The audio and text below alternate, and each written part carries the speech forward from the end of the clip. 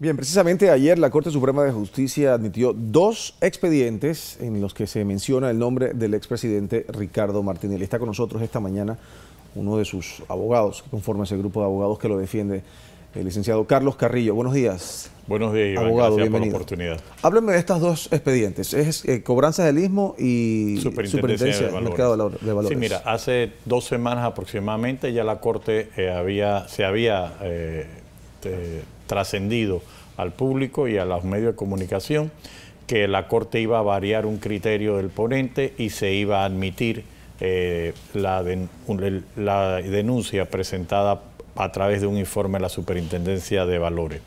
Esto en el día de ayer entendemos extraoficialmente porque no se nos ha notificado absolutamente nada, pero esta práctica de que se mandan las informaciones por delante pues se ha confirmado semanas después. Así que esa información de hace 2 semanas parece que ayer ya hay un consenso y que hay una resolución que se va a tramitar su firma. Por otro lado está el caso de cobranza del istmo que la Fiscalía Cuarta, al ser mencionado el expresidente Martinelli, definió enviar parte del expediente en copias para los efectos de que se valorara si tenía razón o no. ¿Qué conocimientos tienen ustedes o la razón por la cual se le vincula en estos dos casos al expresidente? En la Superintendencia de Valores es por unas cuentas en las cuales a nivel privado en el año 2004-2006 el expresidente aparecía en un momento determinado como cliente de una cuenta que posteriormente se cerró. En el caso de cobranzas del istmo, porque una de las inversiones, uno de los cheques pagados por una compañía relacionada con cobranzas, se trató de vincular a una empresa en la cual el presidente tiene una participación. Entonces, el problema que tenemos es que se ha abierto una expectativa. La expectativa correspondiente es que el presidente Martinelli tiene una serie de casos hasta ahora. ¿Cuántos son? ¿Se hablan de 5 o 6 casos? Hasta ahora admitidos son 6 casos en trámite. Sin embargo, la ley preveía que tenían 10 días la Corte Suprema de Justicia para admitirse. Ajá. Y han pasado meses de eso.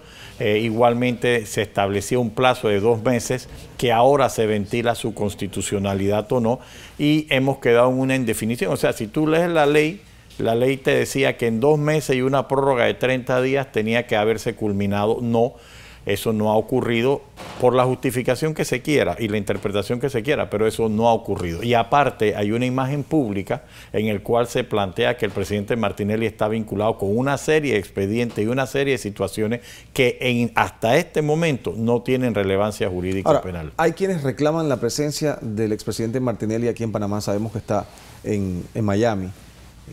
Pero se habla de que él no ha sido llamado ni siquiera a ser indagado, ni se le ha solicitado su presencia, ni hay ningún tipo de audiencia tampoco. Sí, mira, hay un precepto que la gente tiene con justa causa, que es que aquí a nadie se le niega una indagatoria. Aquí, desde el momento en que te ponen una denuncia, existe mucha proclividad para indagar a cualquiera persona o vincularla a un proceso.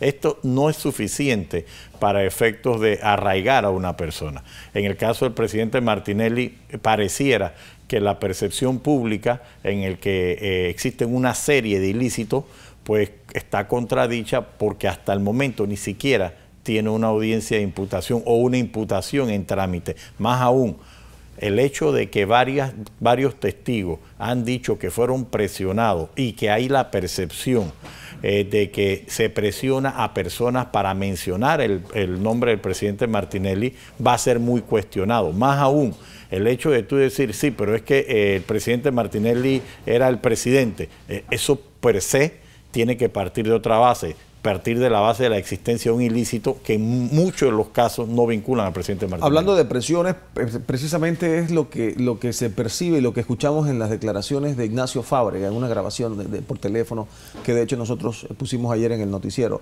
donde él mencionaba que sentía que hubo presión para vincular al expresidente Martinelli a Salo Chamá en el tema de Financial Pacific. ¿Qué opinión usted tiene al respecto? Y si le sorprende este tipo de declaración después que él pasó por un proceso y se declaró culpable, de hecho.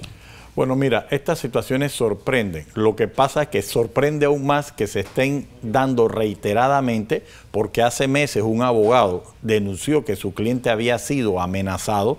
Hay otra persona que ha dicho que no le han cumplido con acuerdos, promesas, cuando la ley panameña hasta hoy prohíbe el uso de promesas, amenazas o coerción de de toda naturaleza contra los testigos. Esta situación definitivamente al momento de valorar esos expedientes va a tener efecto. Y entonces vamos a chocar y estamos colapsando el sistema porque la percepción pública, que algo supuestamente evidente, se está desnaturalizando y se está demostrando que es totalmente contrario. Es decir, si tenías las pruebas, ¿por qué dilatas el proceso? ¿Por qué metes una advertencia? ¿O quieres hacer una justicia a empujones en determinados casos?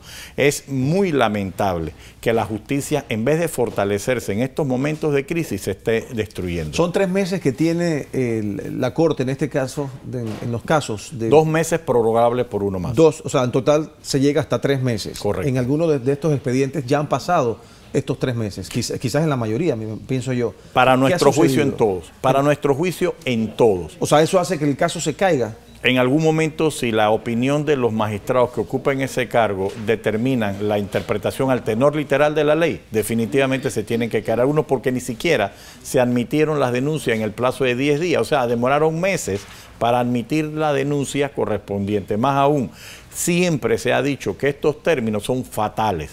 Buscar cualquier justificación al final del día es estrellarse contra un callejón. Abogado, esto está, estas investigaciones se están haciendo a través del sistema penal acusatorio, que es lo que le corresponde al expresidente Martinelli como diputado del Parlacén.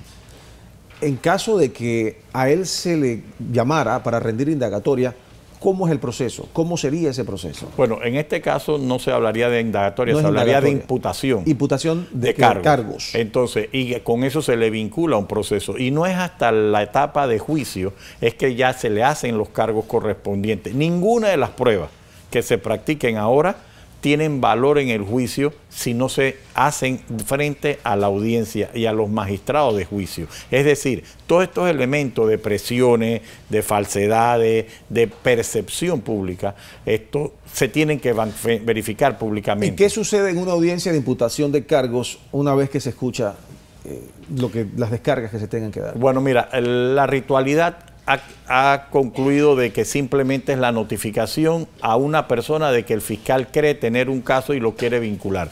Ese es un método formalista. ¿Y se aplican medidas cautelares iguales como se hace en la fiscalía, de una detención preventiva, por ejemplo? Es como medidas cautelares, sí, lo único que no puede hacerlo el fiscal tiene que ser el magistrado juez de garantía, pero en el caso específico del presidente tiene que ser el pleno de la Corte los únicos que pueden dictar alguna medida cautelar. ¿Siguen insistiendo ustedes en el tema de la justicia selectiva en este país? Con frustración tengo que decir que sí. Tengo que decir que sí, porque ya cada vez hay más evidencia del tema de la selectividad o las interpretaciones adecuadas. ¿Esa es la razón por la cual el presidente no está en Panamá en este momento? Él tomó una decisión. La defensa lo que está haciendo es invocar que no tiene ningún arraigo. ¿Para qué yo voy a dar explicaciones por qué estoy afuera si no tengo ningún arraigo? No pasemos el puente hasta llegar al río. Entonces nosotros esperamos que se haga un alto y que se canalice la justicia de conformidad a los preceptos. Si la norma es clara, ¿para qué buscar subterfugios?